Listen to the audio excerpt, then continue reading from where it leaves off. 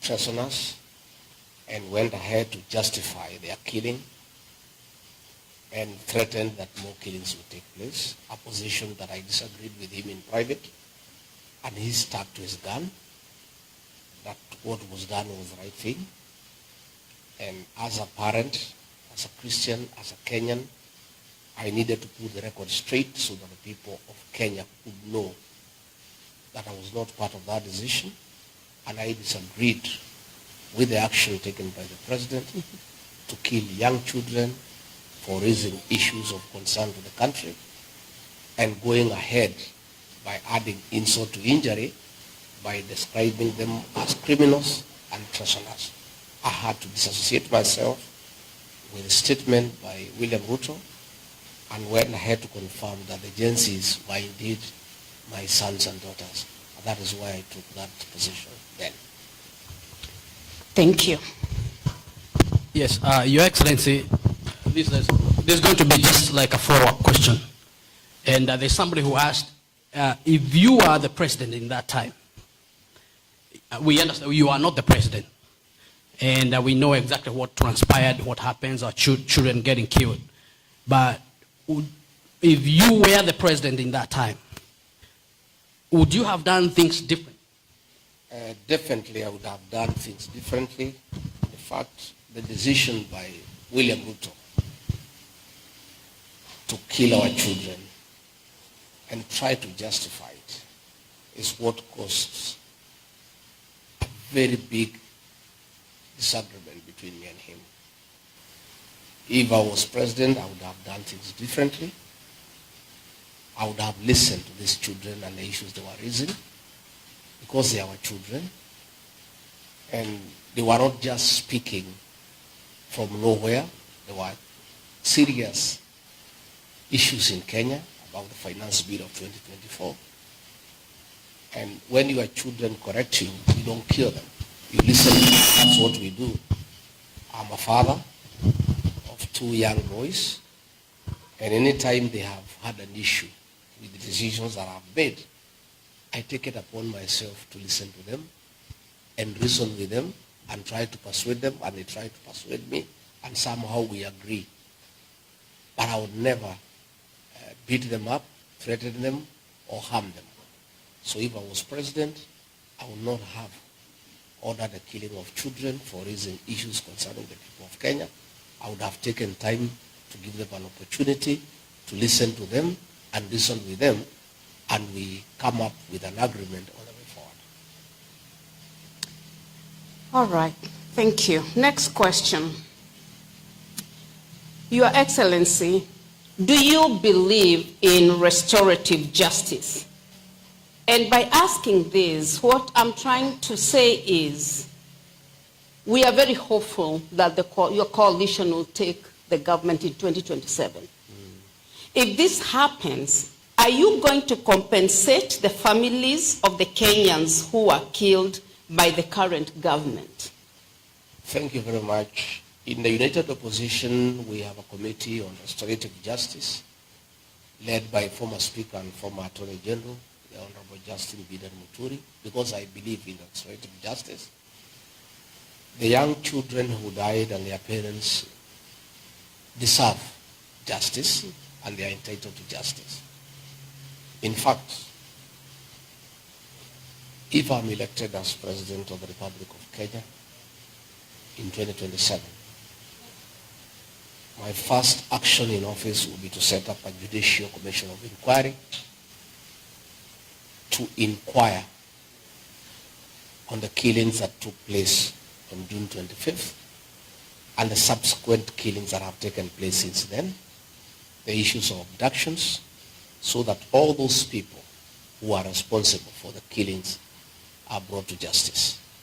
Number 2, I would initiate a mechanism for the compensation of families of those children who are tortured, those who are killed, and all those who have had problems with the government of President William Ruto.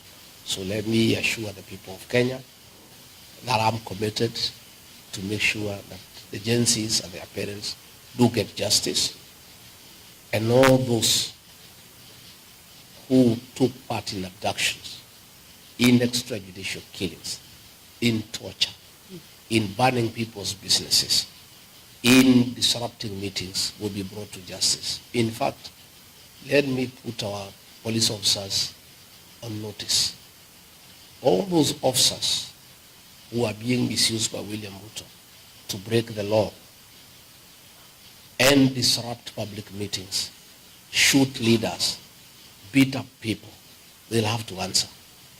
And I have asked our teams to keep a record of all these actions that are unlawful, that are being perpetuated by the police, so that these people will be held to account. I want to ask families of Gen Zs who are killed, who disappeared, to make sure they document all the circumstances under which their children disappeared, under which police station, so that the commanders of those stations then will be held to account. And let me tell officers commanding police stations, officers commanding police divisions, all the atrocities against the people of Kenya that are being committed within your jurisdiction, you will have to answer it one day. If you see what has happened in Kenya, there was the issue of Anglo-leasing that took place in the year 2003. The courts have decided, so many years later, almost 22 years later, that those people will have to face justice. So all those police officers in the DCI, in the National Intelligence Service, in the National Police Service, officers in the Ministry of Interior, who are committing crimes against the people of Kenya, when we form government in 2027, you will have to answer for those crimes of commission and omission, because that is the way the law says. Thank you, Your Excellency. Your Excellency, when the Kenya Kwanza government came into power, during the campaigns, the president used to say that they are not going to weaponize the state organs like the KR, the state agencies. But today we have seen even the police even going for civilians, people who are not even interested in politics. Children, the president himself giving orders, shoot to kill or shoot in the leg. Do you think today, as we stand, do you think the Kenyan government, the Kenya Kwanza government is redeemable today as we stand, Your Excellency? I am very embarrassed as one of the leaders who are in the forefront in campaigning for William Ruto to be president of Kenya, because he persuaded me and persuaded the rest of Kenyans that under his leadership, the criminal justice system will never be used to manage politics, and it will never be weaponized against opponents. Again, this is one of the greatest deceptions that ever took place in Kenya since independence. William Ruto deceived all of us, and we believed him, that he will never use the criminal justice system to deal with those opposed to him. That is exactly what is happening today. The Kenya Revenue Authority has been weaponized. All those who disagree with William Ruto are being harassed by the Kenya Revenue Authority. All those who don't agree with William Ruto are being persecuted by the DCI, by the National Security Intelligence Service. All those who have issues with what is happening in Kenya are being persecuted day and night. This is very sad, because I, like other Kenyans, were deceived by William Ruto that he will never use the criminal justice system to persecute people. But he is doing it with abundance, with brutal efficiency, and it is very sad. I want to say that this government cannot be redeemed. Where we have reached, there is nothing that can be done. William Ruto was a great mistake for the people of Kenya. It's a mistake all of us have to live with. But as they say, making a mistake is not very bad. What is bad is to repeat that same mistake. The people of Kenya have to deal with this matter. And that is why one term has become a national movement. It is a clarion call in every public sitting, anywhere 2-3 people are meeting, even young children. Everybody is just saying one term, because this government cannot be redeemed. And I'm very excited that yesterday in the Senate, the chairman of the Foreign Relations Committee tabled a motion for the American legislative arm to review the status of Kenya as a non-NATO ally because of violation of human rights, because of abductions, extrajudicial killings, using police against civilians, and again working with terrorist organizations in Sudan, in Somalia. And I want to appeal to the people of Kenya living here and working here in the United States to take time to lobby their senators and their congressmen so that they can know exactly what is happening in Kenya, so that when this particular motion comes up for discussion, there is support from the senators here in the United States, because Kenyans here are quite informed as to what is going on back home, and they can get evidence from home on the issues of extrajudicial killings. In fact, it is very sad that President William Ruto had the audacity to publicly issue orders for people to be shot. His Minister for Interior gave a shoot to kill order, which is happening every day. These are some of the things that must find their way on the floor of the Senate here in the United States, so that the American government can be well apprised of what is going on back at home. And we are hoping and we are appealing to the American government, and specifically President Donald Trump, that as he chooses an ambassador for Kenya, because the position is vacant, to consider to give us an ambassador to Kenya of the same caliber and thinking and orientation as Smith Hempstone, who came in to help the people of Kenya when they face similar circumstances of violation of human rights and the erosion of democracy. We'll be very happy if we could get an ambassador, the caliber of Smith Hempstone, to come to Kenya and help us to restore our democracy and to restore the respect of human rights in our country. Thank you. Follow-up question will be, so you don't think, Your Excellency, the empowerment programs that are going on right now in almost every village, we've seen, in the media, they are going in every village, they're, saying empowerment. We don't know exactly what it is. You don't think that is going to redeem this government or anything? Those are not empowerment programs. That is daylight bribery of voters using stolen public funds. These are funds that were meant for education, free primary education and free secondary education. This money, William Ruto has diverted management for education through the National Intelligence Service, ostensibly to deal with regional security. This money is withdrawn in cash every Friday and given to Kindiki to go around the country bribing voters and cheating them. That is empowerment. William Ruto promised real empowerment when he became president. If he wants to do real empowerment, he needs to bring a bill in Parliament where these programs are well explained and included in the budget, so that there is an organized way of doing empowerment. Today, how do you explain where is the Deputy President getting this money from? His salary is known. He has been in office for 10 months. He has not earned more than 10 million shillings. In the last several months, he has spent over 300 million shillings. This money is not in the budget. Where is this money coming from? These are proceeds of corruption. And these are funds that are being used to corrupt the morals of our people and try to bribe voters ahead of the 2027 general election. So it's all deceit, it's all a conman game, and it has nothing to do with empowerment. It is simply bribery and a scheme to deceive the Kenyan voter, to try to persuade them to have William Ruto elected as president. Thank you.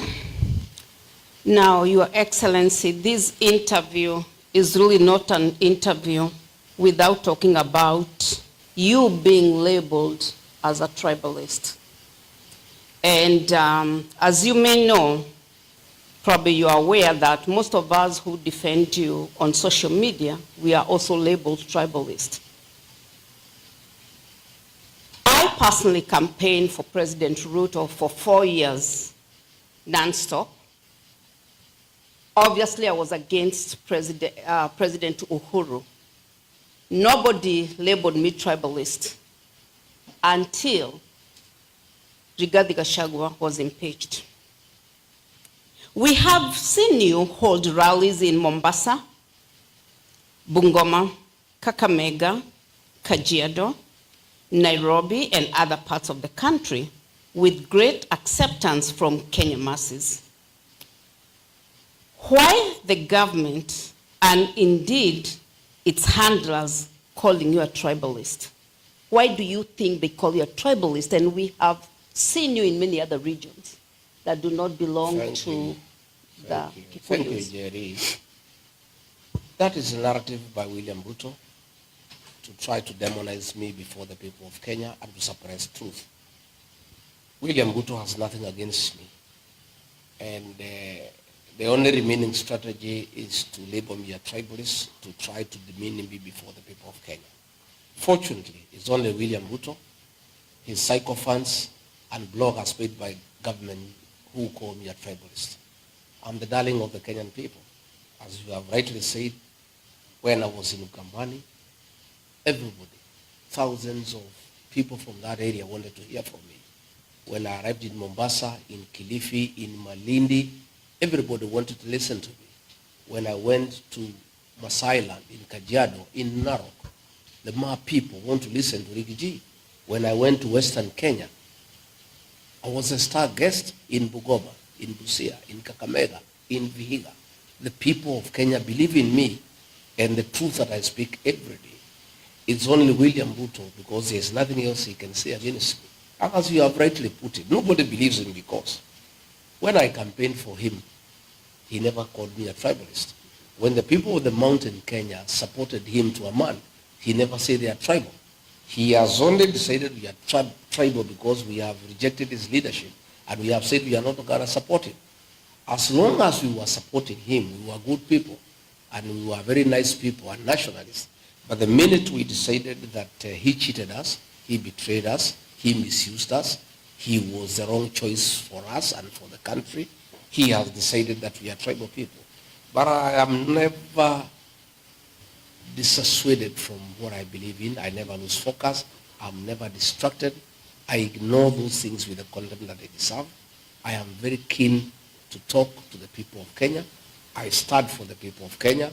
When I fought for the Gen Zs, I fought for all the Gen Zs for the people of Kenya. When I oppose over-taxation, I do it for the people of Kenya. And the people of Kenya have understood who Rigathi is. And William Ruto with his narrative will go nowhere.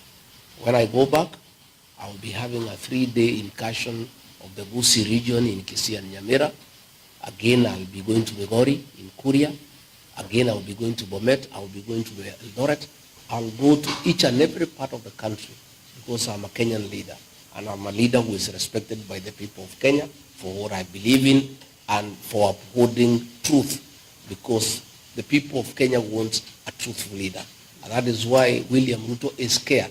He would like to confine me in the mountain so that other Kenyans do not benefit from what I know and from telling them what is happening in government and what happened when I was in government. He doesn't want me to give that truth to the people of Kenya. That is why he tries to bog me down and try to intimidate me by saying I'm tribal. I'm not intimidated. I am strong. I am focused. I'm a man on a mission. I'm moving on. I'll move to each and every part of the country. All right. Let's proceed. Your Excellency, somebody was asked, the country, our country, Kenya, has a lot of hope in the united opposition. Are you really going to hold together? And this is somebody asking, they are just concerned because they have seen the government buy everybody. So they ask, are you going to hold together for the next 2 years, or the government is going to buy some of you off? I am persuaded that the leaders I work with are strong and are committed to a united opposition so that we have one candidate to face William Ruto in the next general election. I have personally committed before the people of Kenya that if I'm not chosen to be the flag bearer, I will be more than willing to support whoever is agreed on. My colleague, Kalonzo Musyoka, has committed himself that in case he's not the flag bearer, he'll support whoever is agreed upon. Dr. Fred Matiang'i has committed that if he's not the flag bearer, he'll support whoever has been agreed on. What I know, and I appeal to my colleagues, is to remain strong and to remain focused, because the people of Kenya expect us to stick together.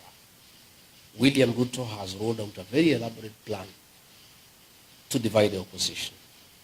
And he is using every trick in the book, and he has applied massive resources to try to create problems within the opposition. Specifically, he has started with the mountain. He would want a situation where he divides the mountain, because the mountain vote, by its sheer size, is very decisive in who becomes president and who doesn't become president. And since he is aware that the mountain has decided it will not support him, he would like to divide the mountain. We are aware of schemes to form political parties within the mountain to come and rival the DCP, which is the party of choice in the area. We are aware that he is trying to introduce a third force by, funding leaders who appear like they are opposed to him, but you start wondering where they are getting money all of a sudden to start dishing around in the country. These are things that are going on, but luckily for us, the people of Kenya are very intelligent, and they see these things from far. People are very enlightened, and they can see through William Ruto.